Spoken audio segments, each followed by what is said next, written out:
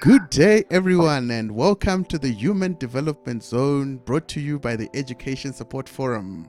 Today, I am with Mr. Athi Magwebu, who is the founder of InfoByte Technologies, a software development, data management, and cloud computing startup that is based in Johannesburg.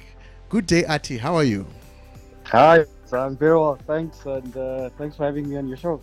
Sure. No, thank you. Thank you very much for. I know you're a busy man, but you've Yeah, just taken time out to chat to us on the Education Support Forum podcast. So thank you very much. I appreciate it. you're welcome. Yes. So tell me, InfoByte, you guys seem to be in the midst of the 4IR revolution, fourth industrial revolution. Yeah. You seem to be doing crazy stuff in the space. Tell me, what does InfoByte actually do for us, the laymen out here? To put it simply, InfoByte focuses on on how data is collected.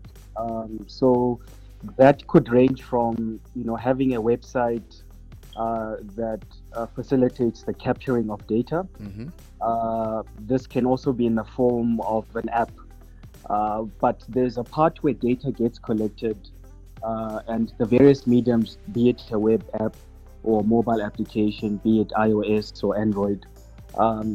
That's the first part that we deal with when we're working with clients, is that there's a channel through which data is collected, Mm-hmm. and then eventually the end goal is then to take this data and derive insights for our clients, which is where data analytics comes in. Uh-huh. And depending on which client, this basically forms part of either their competitive advantage, Mm-hmm. because you could be working in the same sector, but Yeah. having certain insights about that particular sector gives you an edge over your competitor, because you know certain things that the other competitor doesn't have. So essentially, it's just giving our clients that competitive advantage by making use of data, which is set the new oil. Wow. So as you know, as of last year, the value of data Yeah. was said to be of greater value than that of oil. So Is that it? is the new Okay. oil. Yeah, so that's basically the essence of InfoByte's existence, is making sure that you can use data to your advantage, and basically reap the fruits of that competitive advantage in your day-to-day business. Wow. Okay. So, I mean, there's a lot going on. There's so many companies that have started that are software development companies. Everyone else is saying we are data analytics. So, what makes InfoByte different? What's your offering that is different, such that a client, whether small or big, can actually say, you know what, these guys are the best in the world at this particular thing. What are you the best at? What are you the Maybe best on the at? spot. Yeah. So we do two things, and working with larger corporates and your smaller SMMEs, is that with your SMMEs, what we've put together it's almost like a division where we do prototyping. So we get you to market as quickly as possible with a prototype that can be tested. And again, where the data comes in are the insights, whether the customer doesn't like certain aspects of your platform. So that's insights that you're getting, that's data that's coming in. So we've built components, in the last 5 years, that speeds up that process to get you to market and get the feedback, especially as an SMME. That's the one part. The second part is we do have quite a bit of experience having worked with data for large corporates. To give you an example, I can't mention the exact bank, but Yeah. where you have a trade floor, just to give you the magnitude of how important data is and how it translates to billions and billions of rands in making a decision. So if you make a poor one, you stand to lose quite a bit of money. Is that you have a trade floor in a given bank, and you have all your traders trading various commodities, and obviously there's underlying assets that you're trading with counterparties rather, from different countries. And then within each of those countries, there's various ratings by your ratings agencies, your Moody's, your S&P, your Finch, or whatever. Yeah. So in the midst of a trading day, we actually built a post-trade solution where it would collect all the activities in terms of data derived from all the trading, and then we would then interface with a third party that does these calculations in terms of risks that are associated with these trades. And what InfoByte then afforded the client was that on the subsequent day, which let's say on a Tuesday, so if trading took place on a Monday, the following day, InfoByte would then afford the risk managers on the trade floor to say, given yesterday's activities with the various fluctuations with your cross currencies and certain, countries being downgraded and things like that, this is where you stand on these particular trades. So and tell these me, are the risks and exposures that you have. I know you're passionate about these things and you could go all technical on me, but I'm just a layman on the street, brother. So tell me, I mean, it's a trend that governments across the world and across the continent of Africa are saying that entrepreneurship is the answer to the problems that of unemployment and stuff like that. Now, obviously you're walking the journey. What kind of support have you received? Do you think enough is being done? And ideally, what is it that you'd want to see, for startups to actually flourish across the continent?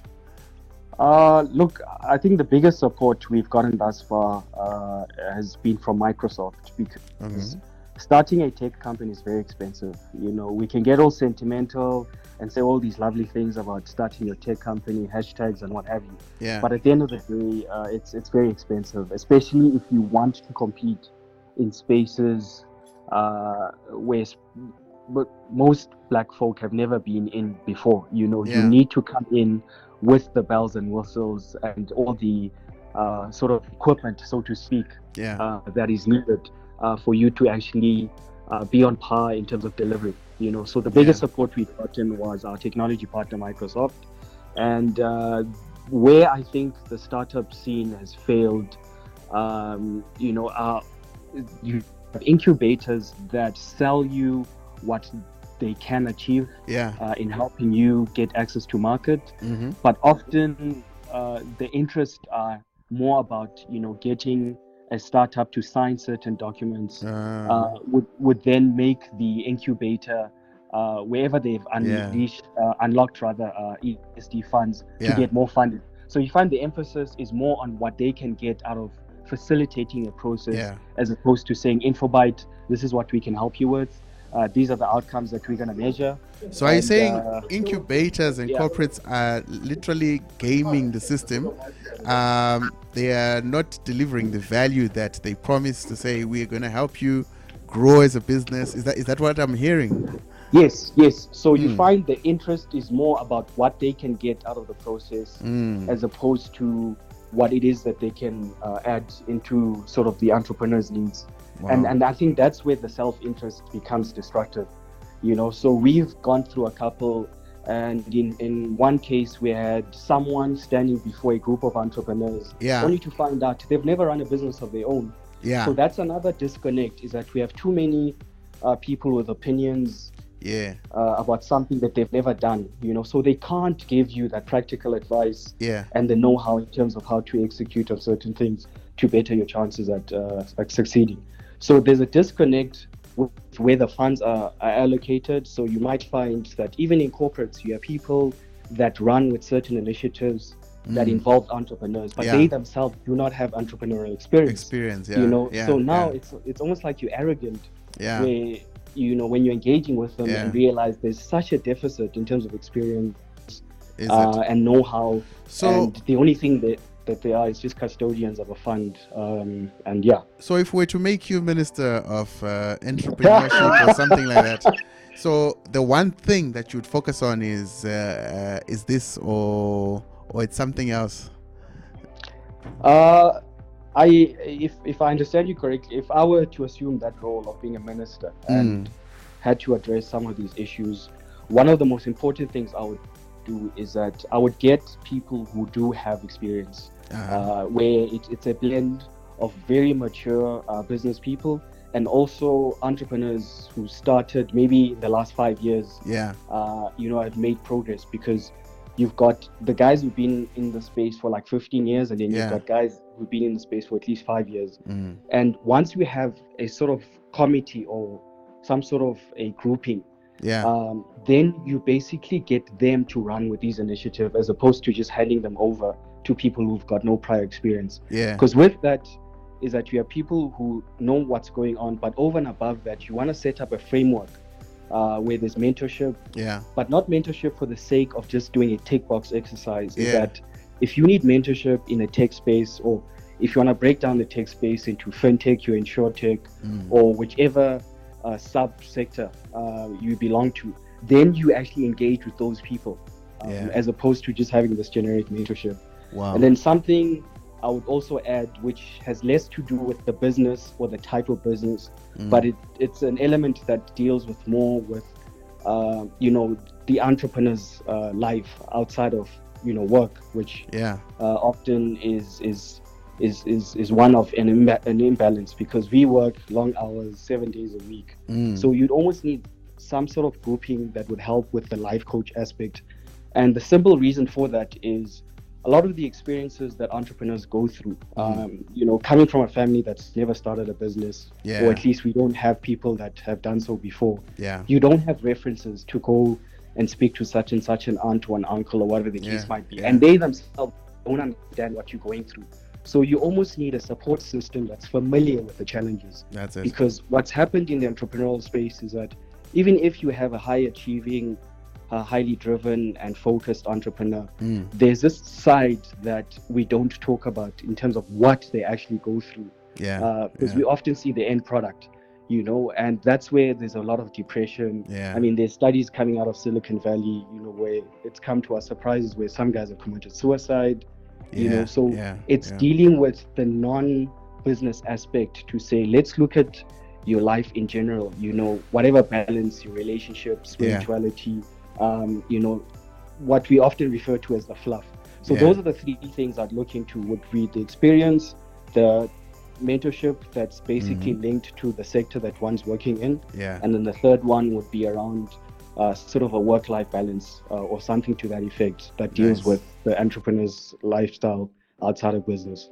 Wow. No, thank you very much for these insights. This is amazing. And I hope that you're going to become minister one day so we can actually see these things coming to fruition, So, so you guys are based in Bryanston in Johannesburg. Yes. Okay, nice. What else? How can people get hold of you and all that stuff? Just your contact details? So they can go on to our website, which is InfoByte Tech, which is infobytetech.co.za, or send us an email at info@infobytetech.co.za, and then we'll basically follow up with their request and take it on from there. All right. Thank you very much, Athi. It was a pleasure talking to you. I think our listeners from across the continent of Africa and beyond will benefit a lot from your insights. Thank you. Thanks, Athi. Thanks for having me. Okay. Cheers. Bye. Okay.